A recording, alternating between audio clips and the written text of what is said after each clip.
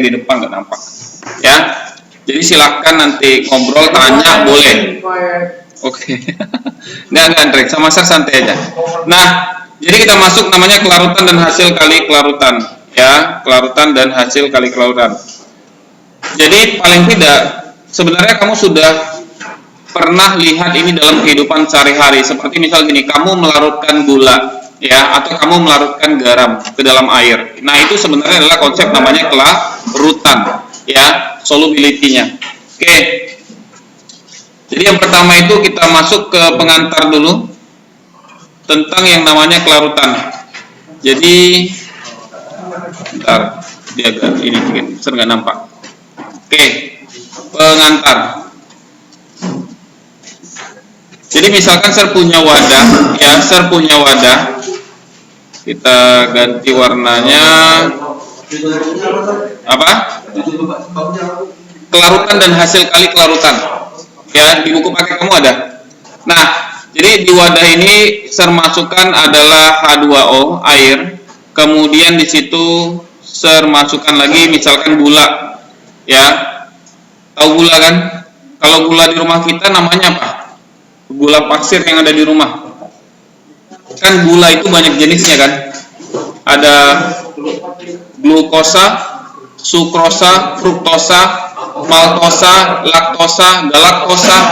Maka osa-osa itu udah kelompok-kelompok gula itu. Ya, kecuali berdosa, itu enggak kelompok gula. Enggak ada manis-manisnya. Nah, jadi kalau gula di dapur kita itu namanya adalah sukrosa. C12H22O11. Beda sama glukosa. Kita nggak makan glukosa, itu gula daun, ya, dalam proses fotosintesis. Nah, ini gula tebunya. Jadi sukrosa saya masukkan, maka apa yang kamu dapatkan yang tadi dia solid, ya, maka dia berubah menjadi aquos. Berarti di dalam ini nanti akan muncul C12H22O11 dalam wujud aquos. Berarti dalam bentuk larutan. Ingat bedanya liquid sama aquos apa? Ya, kalau liquid itu berarti pelarutnya saja, kayak H2O cuma punya 3 wujud kan? Wujud H2O apa aja? Liquid, gas, padat, solid. Tidak ada dalam bentuk aquos. Kenapa? Karena dia pelarutnya. Nah, jadi di sini dia akan terlarut. Nah, kenapa kok bisa dia mengalami proses yang namanya terlarut di sini? Sebenarnya yang C12H22O11 antar molekulnya C12H22O11, ya, dengan C12. Andre ngapain? Ya, datang saya mengajar, ini yang jalan, ini. Balik lagi. Sabar, nanti dulu, perhatikan dulu. C12H22O11, mereka kan sebenarnya punya ikatan antar molekul mereka. Nah, di sini nanti, ya, boleh mau dicatat bagian penting boleh, kalau enggak kan direkam juga. Jadi sengaja supaya nanti mudah. Oh my god, mencatat itu kan salah satu proses. Jangan dipikir karena capeknya. Hidup ini capek, nak. Ya, tapi untuk mencapai sukses ya wajib capek. Nah, oke, boleh. Nah, jadi H2O ini yang akan memecah ikatan antar molekul sukrosanya, maka dia bisa larut ke dalam ini, ya. Nah, dengan catatan gini, ya, catatan. Kalau berdasarkan data, ini data ya, kurang lebih nilainya. Ini saya buat ada sedikit catatannya. Catatan untuk gula itu sekitar plus minus 1.800 gram, ya. Gula itu akan larut dalam 1 liter air. Jadi 1 liter air. Nah, inilah jumlah kira-kira kelarutan daripada gula. Berarti sekitar 1.800 gram. Berarti kalau udah lewat dari 1.800, anggap aja kita langsung tembak 2.000 gram, 3.000 gram atau selebihnya, maka itu jatuh kemana? Kondisi jenuh. Kamu larutkan dia, kamu aduk dia nggak akan larut. Paham ya? Pernah kan coba-coba larutkan gula dalam 1 gelas kecil, kamu masukkan gula 1, gula 2, gula 3 sendok, 4 sendok, nanti sampai ke lebih, di sekitar lebih dari 1.800, itu udah susah kamu larutkan. Nah, itu yang disebut dalam kondisi jenuh. Ya, kalau jenuh itu berarti nggak bisa. Bisa nggak nanti jadinya larut? Bisa, tapi dilakukan namanya treatment. Ya, bisa jadi entah nanti kamu tambahkan suhunya, kamu naikkan temperaturnya, itu bisa. Oke, sampai sini paham ya? Nah, ini kalau kita ambil salah satu contoh adalah sukrosa. Iya, Miss, silahkan. Boleh, nggak apa-apa. Budiman. Sulit memang terdeteksi jadi. Iya, dia di ruang asar nggak ditemukan kan? Di ruang asar di planet lain kayaknya. Iya. Tadi nggak ada ke kelas, nak. Papanya nyariin di. Oh, betul saya. Kayaknya Budiman juga susulan tuh, Le. Susulan. Andre taunya di sama siapa? Di susulan apa? Andre, Iya, mana tahu. Andre ini kan punya kemampuan psikokinesis yang mampu mendeteksi. Budiman karena susulan dia ujian aja masuk. Oke, kalau gitu makasih, Sir. Iya, ada yang lihat nggak Budiman di mana? Kami nggak tahu dari pagi waktu ngobrol nggak juga. Oh, tadi dia sama Marco, tapi jam berapa tadi? Dia menemui Miss Riani, tapi kayaknya udah selesai tadi pagi. Datang ke kantor nemuin Miss Riani sama Marco. Presentasi apa ya bahasa Indonesia? Ada presentasi ya? Jadi dia kayaknya ngumpulin nilai-nilai Miss, kayaknya ya, tapi nggak tahu sekarang. Anak ini baik sekali. Iya Miss. Saya ke planet lain. Siap. Masa larinya ke planet? Ini kan bumi loh. Iya, ini planet bumi kan. Itu ke planet lain. Anda mau ikut? Lain ngomong tentang planet. Ini nggak tepat.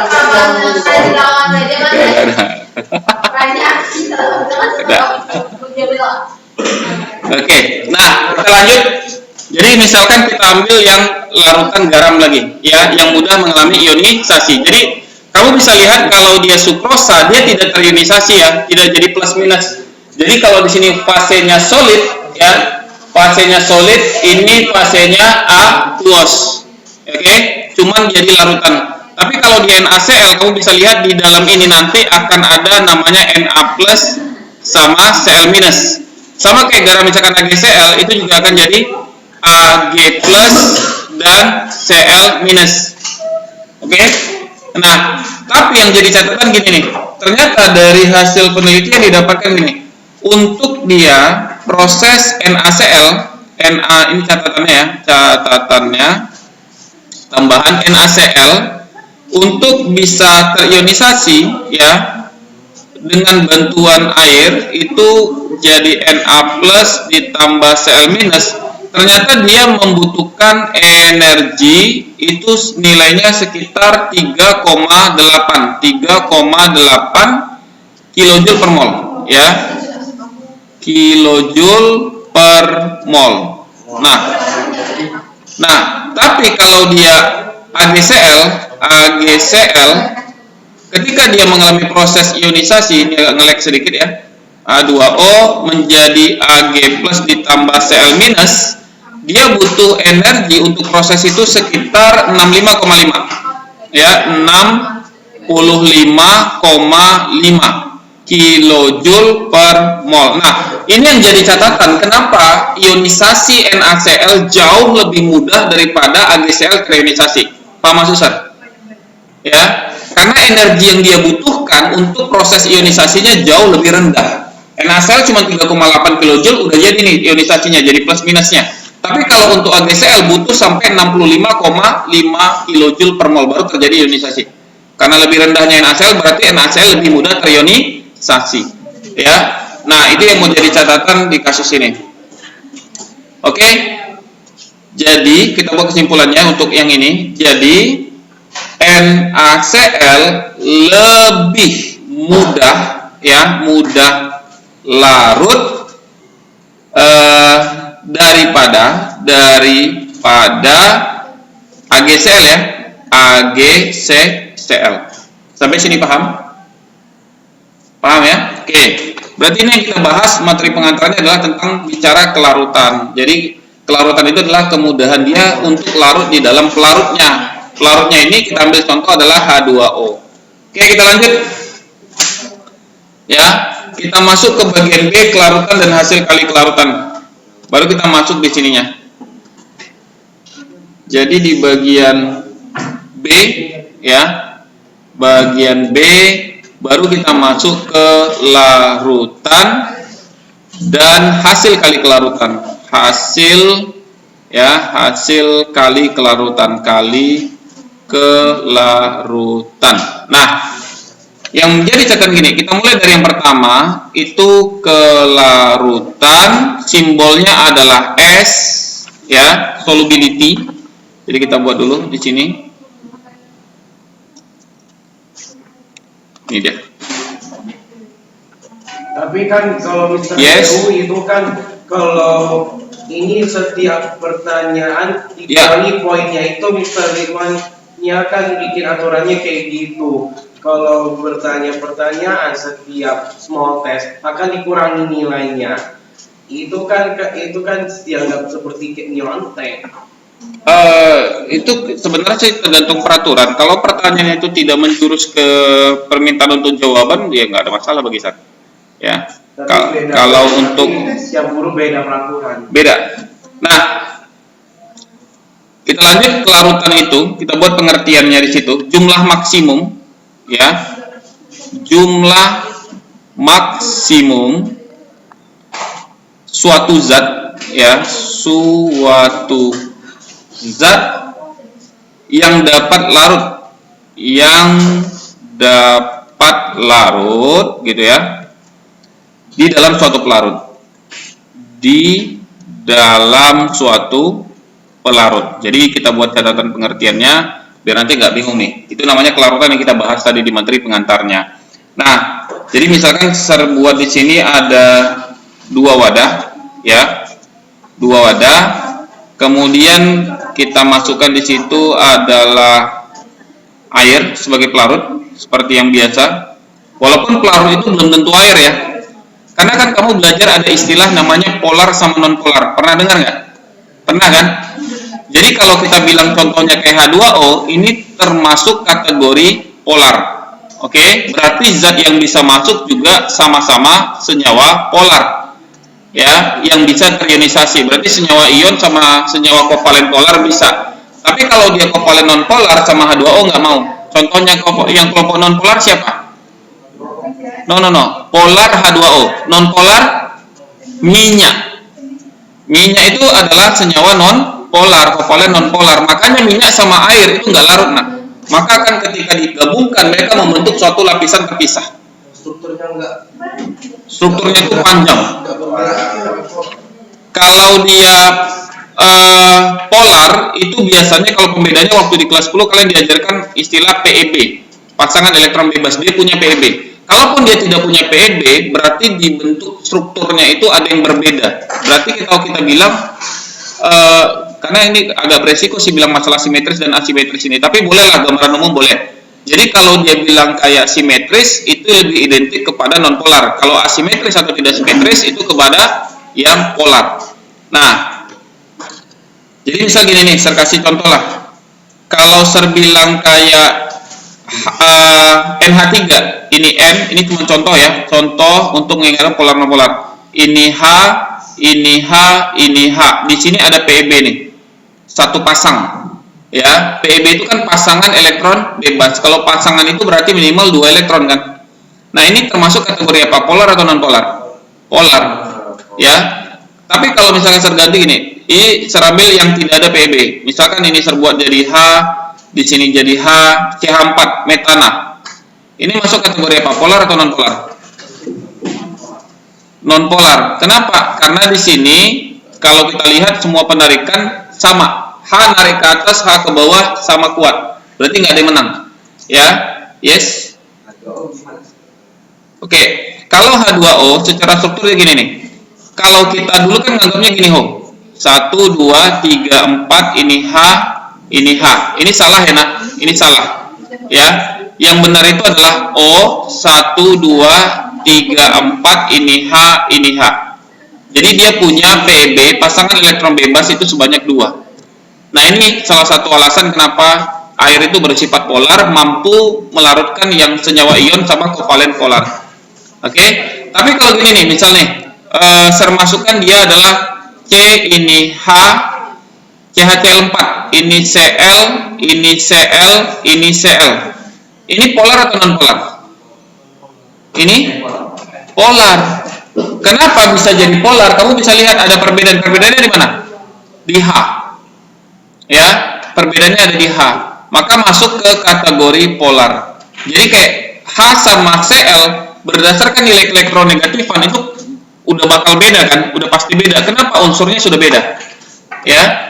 Jadi otomatis akan ada satu bagian yang tertarik ke bagian yang lain. Akan ada satu bagian yang kalah, itu bahasanya paling singkat. Ya. Nah, maka jatuh ke kategori polar. Oke, kita lanjut. Jadi, kalau misalkan di sini kita masukkan sama-sama garam dapur nih, ya, NaCl, misalkan dalam wujud solid. Ini juga termasukkan NaCl dalam wujud solid. Kalau di sini dia larut, ya, dia larut sempurna, kayak gitu Demian itu ya, sempurna. Nah, jadi kalau dia larut sempurna, maka ini kondisi belum jenuh, ya. Jadi ini boleh kita katakan kondisi belum jenuh, ya, belum jenuh. Tapi kalau misalkan di sini dia larut sebagian, ya, larut tapi sebagian, maka kondisi ini kita bilang kondisi larutan jenuh. Oke, paham ya? Jadi kalau kayak gula tadi lah kita ambil contoh, kayak gula tadi kalau dia plus minus 1800 dia itu masih kondisi larut sebenarnya, tapi sudah kondisi tepat jenuhnya. Nah, kalau lebih kita nembak aja langsung lebih daripada 1800 langsung jadi 3000 gram untuk 1 liter air, airnya nggak ditambah, suhunya masih normal, masih suhu yang ruangan sekitar 25 derajat Celcius. Maka apa yang terjadi di situ? Gula tadi itu nggak larut, nah. Jadi kamu coba larutkan dia tetap akan ada ngendap nanti di bawah. Paham ya? Nah, itu kondisinya. Jadi itu yang disebut ada istilah larutan jenuh dan larutan tidak jenuh. Pengaruh nggak ini nanti? Pengaruh, karena di hitungan kita nanti itu dihitung, ya. Jadi harus kita perhatikan sampai itu. Kita akan melihat ini nanti jatuhnya kayak mana. Apakah larutan ini kita bisa prediksi dia jenuh atau tidak jenuh? Itu bisa dilihat dari sana. Oke, sampai di sini ada pertanyaan? Hah? Enggaknya di mana? Coba.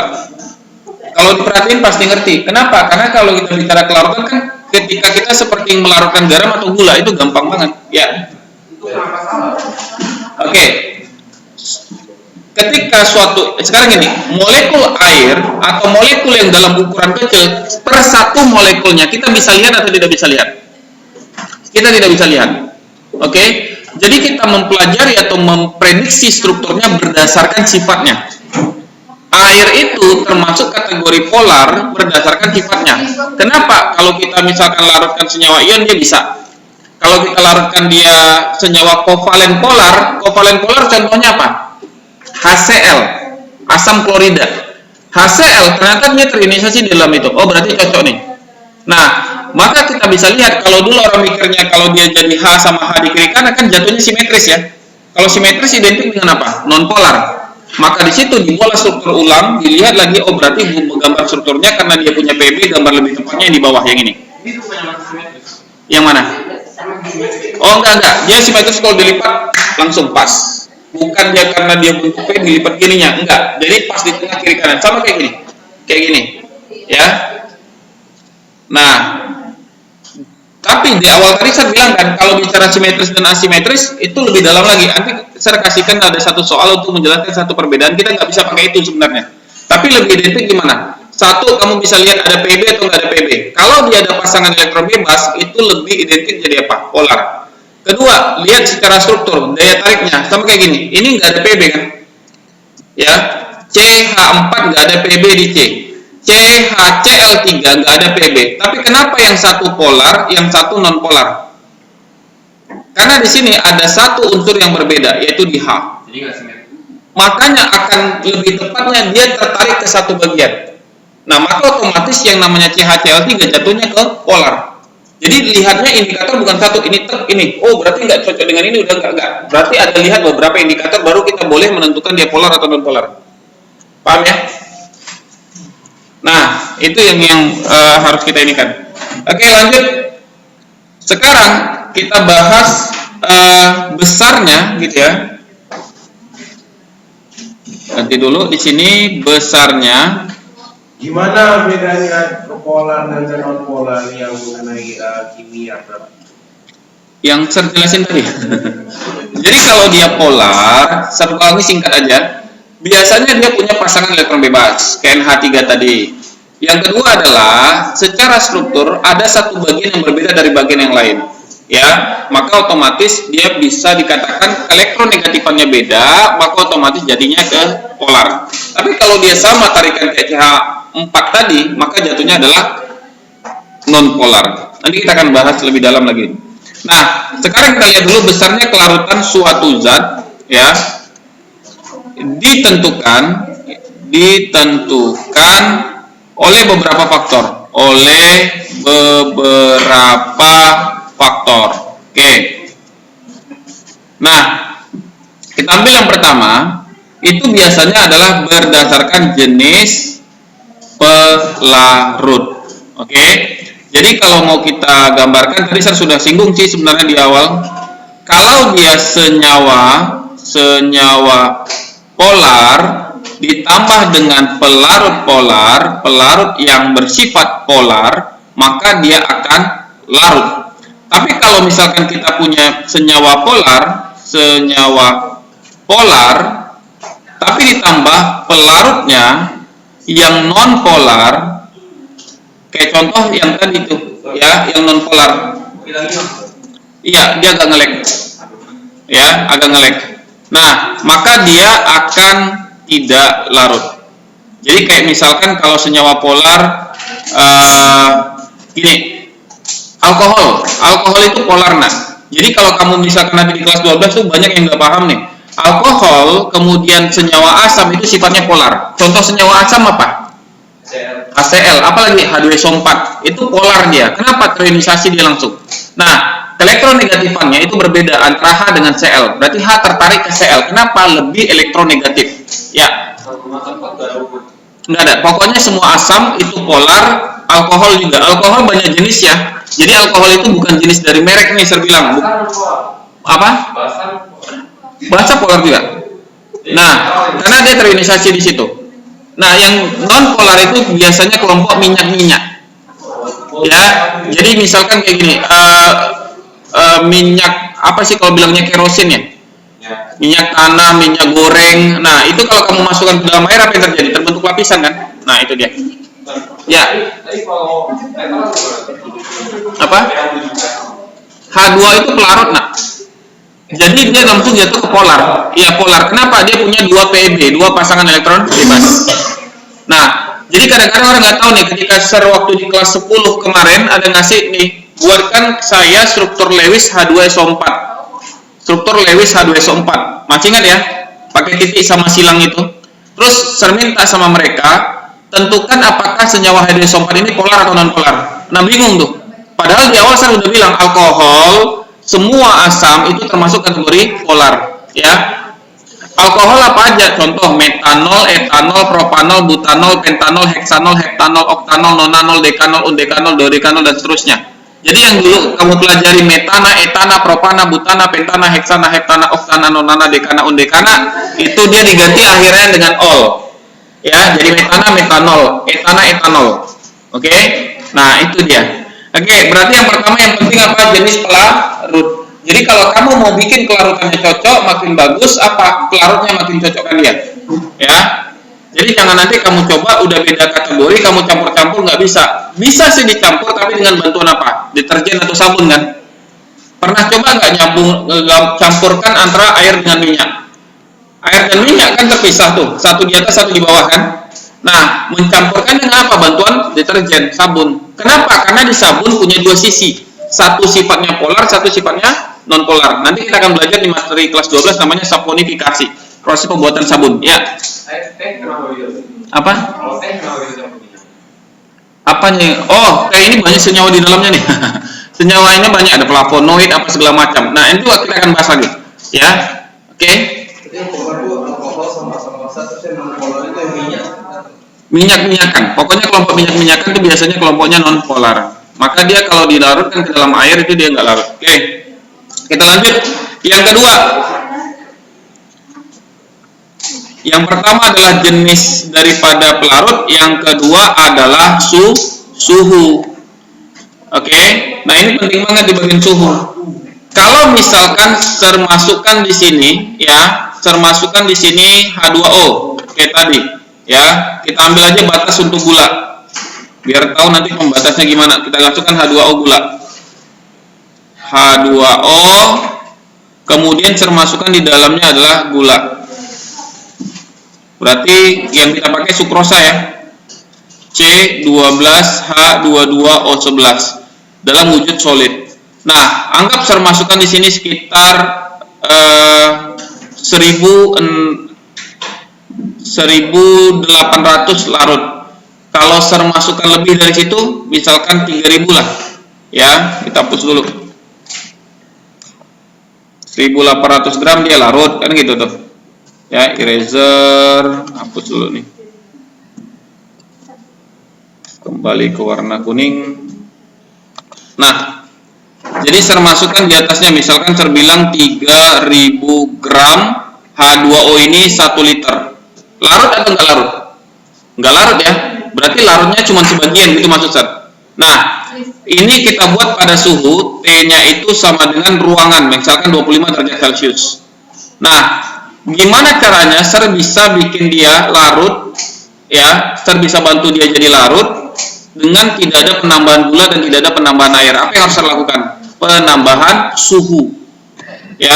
Jadi di situ kalau misalkan ser ubah jadi misalkan jadi 50 derajat Celcius, baru di sini bisa dia larut. Kalau di sini dia tidak larut, paham ya? Jadi di situ suhu itu juga mempengaruhi. Berarti untuk kelarutan itu bisa kita lihat dari pertama jenis pelarut, yang kedua adalah dari permainan suhu. Sampai di sini ada pertanyaan? Kalkulasinya kayak dia kayak berapa suhunya atau Oh, nanti ada di bagian hitungan kita. Jadi nanti kamu akan cari nilai, ada namanya perbandingan QSP dengan KSP. Di titik itulah kamu akan dapat ini bakal larut, ini bakal tepat jenuhnya, titik maksnya kayak 1800. Ini nanti lebih dari itu, 1800, berarti dia tidak larut. Itulah perbandingan QSP dan KSP. Nanti kita akan hitung masuk materi ke sana. Oke. Nah, sekarang kita baru masuk ke coba ke rumusnya, ya. Jadi kita masuk ke materi kedua. Kalau tadi yang pertama itu adalah kelarutan, yang keduanya kita sebut dengan hasil kali kelarutan. Hasil kali kelarutan. Oke? Hasil kali kelarutan. Jadi ini yang kita bahas materinya namanya KSP. Nah, jadi misalkan nih ser punya wadah. Kita kasih gambaran dulu, ser punya wadah. Kenapa Andre? Aku ada sesuatu yang untuk Nanti dulu, kita bahas kimia dulu. Nanti nggak cukup waktu kita, karena kan di bulan puasa nih. Durasi kan jadi 30 menit per mapel per 1 JP kan. Kita hargai orang puasa. Betul. Gak boleh makan dan minum dengan sengaja. Kalau Andre boleh dong. Kalau ser baru nggak boleh. Yes. Apa? Minimal sembunyikan. Apa? Oh, minum aja nggak apa-apa. Kalau ser santai orangnya nak. Jadi gini, kalau ser nggak ada masalah. Tapi kalau bicara etika, asalkan jangan gini aja, karena kan itu etikanya. Ser minum enak ser. Nah itu kan jatuhnya di etika. Berarti kalau gitu ser sarankan jangan. Kenapa? Karena ser harus juga ngajarin etika, bukan hanya ngajarin ilmu, ya. Tapi kalau minum udah gas aja nggak apa-apa bagi ser. Karena bagi kami itu sebenarnya adalah jatuh ke ujian. Lolos nggak gitu loh. Masa baperan kan gitu logikanya. Kalau diuji baperan itu nggak perlu diuji lagi dong. Ngapain diuji? Oke. Kita lanjut. Ser masukkan yang agak sukar larut lah ya, yang butuh energi besar. Misalkan ser masukkan di sini AgCl.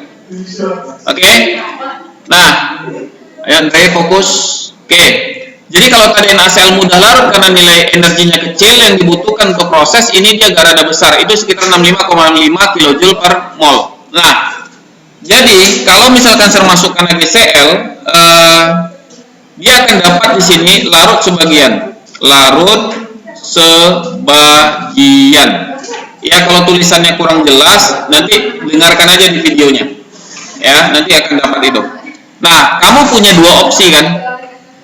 Ya, kamu punya dua opsi, dua pilihan yang bisa kamu lakukan terhadap kasus ini.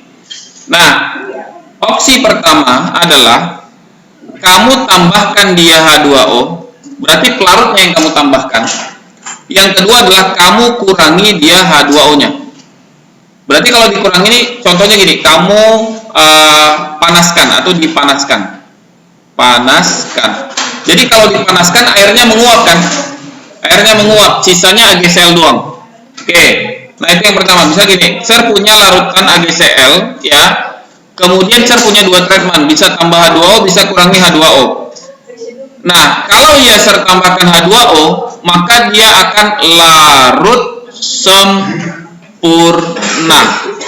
Oke, berarti pelarutnya seperbesar. Kalau misalkan saya kurangi H2O, misalkan saya panaskan H2O-nya keluar, maka dia akan terbentuk apa namanya? Kristal garam.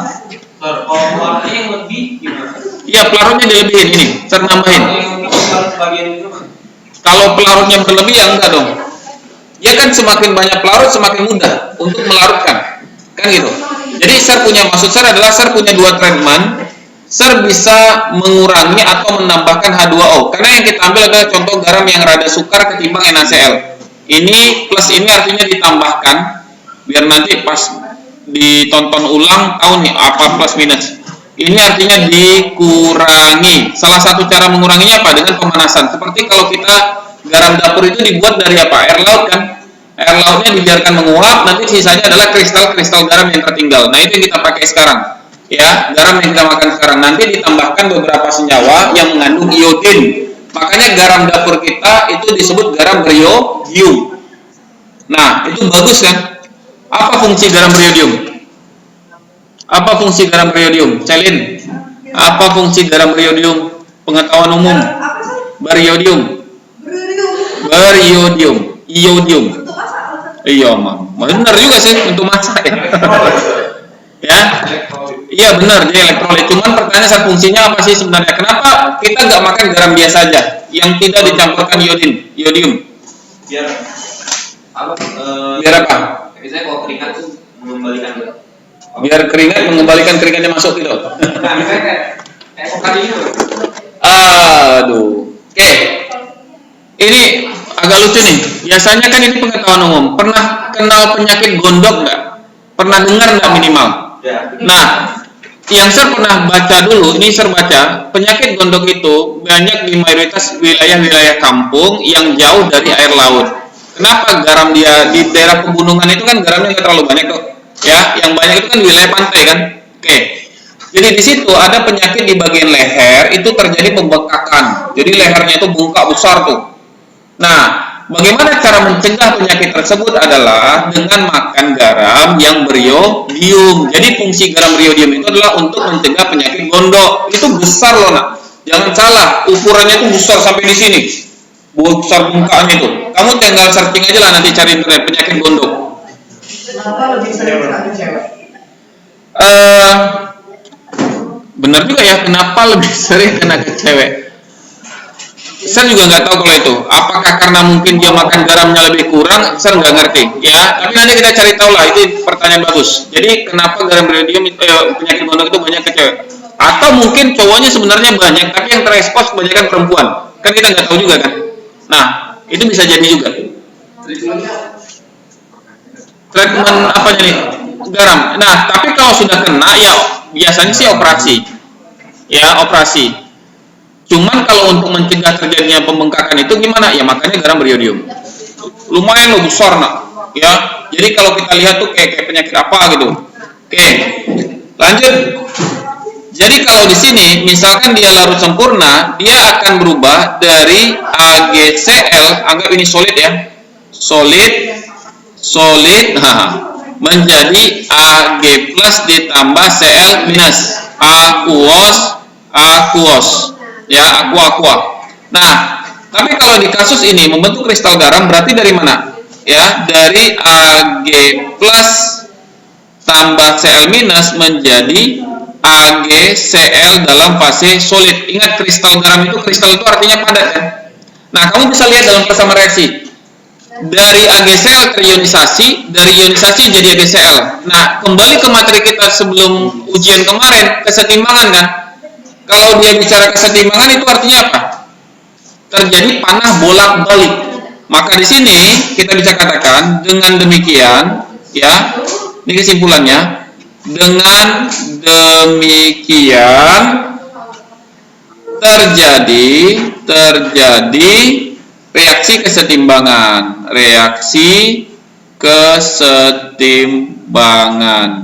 Nah, kalau kita lihat itu bisa ditandai dengan panahnya bolak-balik. Jadi di sini dari AgCl menjadi ion dan dari ion menjadi AgCl. Paham maksud saya? Nah, jadi di situ kalau kita mau buat, ya,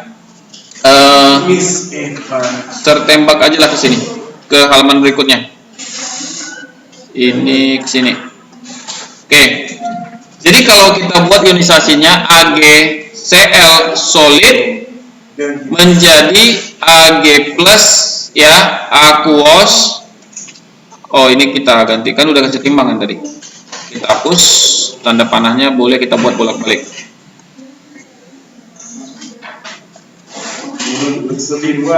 Ditambah dengan Cl minus aquos. Nah, jadi kalau kayak gini, buat reaksi K itu tetapan K apa? Kesetimbangan. Produk bagi reaktan kan? Masih ingat ya rumus kesetimbangan? Produknya dibagi reaktan. Berarti saya bisa buat konsentrasi Ag plus dikali konsentrasi Cl minus dibagi konsentrasi AgCl. Sampai sini paham? Nah, yang jadi catatannya gini nih. Catatan ya, konsentrasi pada zat padat. Siapa yang padat? AgCl kan, dari wujudnya solid padat. Nah, selalu tetap. Makanya di kasus keseimbangan kan kita ada dua kemarin, apa? Kc, Kp kan. Kalau Kc apa yang dilihat? Aquos sama gas. Kalau Kp gas saja. Berarti di solid kan konstan ya, tetap. Nah, maka di situ, ya, jadi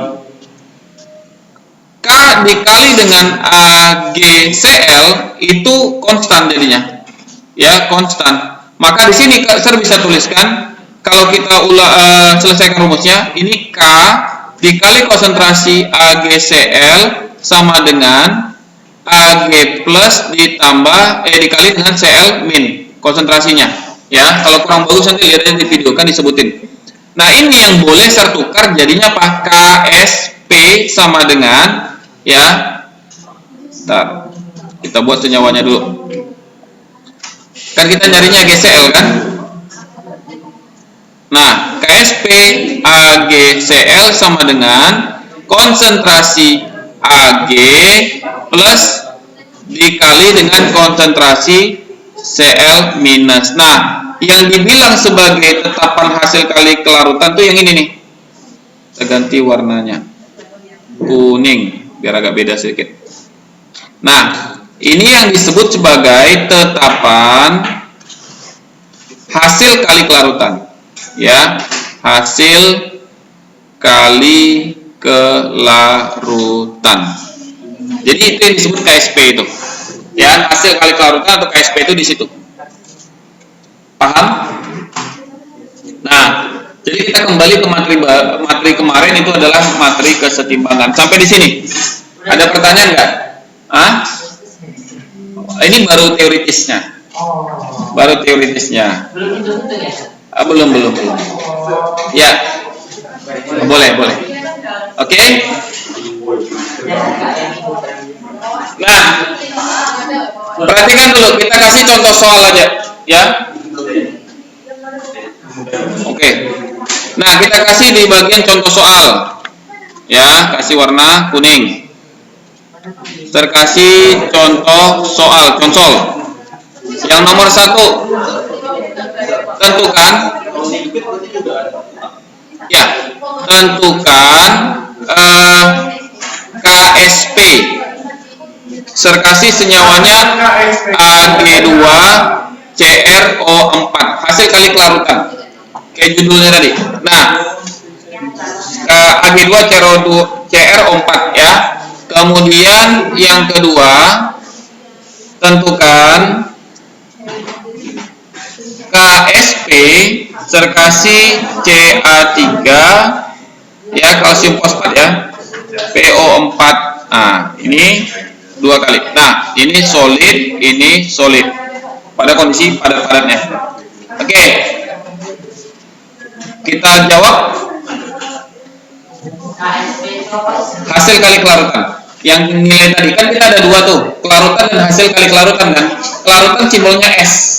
Ya, KSP tadi itu yang hasil kali kelarutannya. Nah, jadi kalau di situ kamu tinggal lihat saja, ini berarti kalau ionisasi ya Ag2CrO4 ini adalah 2Ag+ ditambah dengan CrO4 2- kan.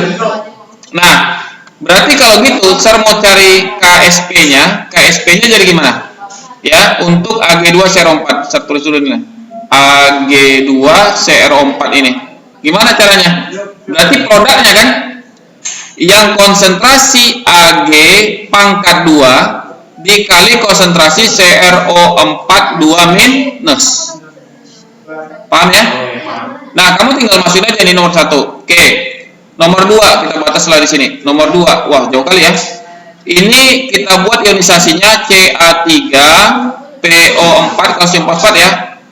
Kemudian ionisasinya adalah 3Ca2+ ditambah fosfat ya, PO4 3- sebanyak berapa? Sebanyak 2 ya. Nah, nanti kalau nggak jelas tulisannya kamu tinggal nonton videonya aja, bisa dilihat. Berarti kalau saya cari di sini KSP dari kalsium fosfat dari Ca3PO4 ini ya, maka sama dengan apa? Di sini ya, boleh ya. Konsentrasi Ca2+ pangkat 3, lihat koefisiennya ada di pangkat, dikali dengan konsentrasi PO4 3- pangkat 2. Udah selesai. Nah, nanti kamu tinggal masukkan nilainya saja. Ya. Lebih gampang ini. Harusnya ya. Harusnya lebih gampang ini. Kalau yang sebelumnya itu gampang sebenarnya. Cuman kadang-kadang yang bikin repot materinya kan lumayan banyak. Asam basa, buffer, hidrolisis, ya kan? Rumusnya banyak. Kalau yang ini kan lebih ke konsepnya aja. Ya, kembali ke materi kesetimbangan sebenarnya ini. Oke, sampai di sini paham? Nah, itulah pengantar materi untuk kelarutan dan hasil kali kelarutan.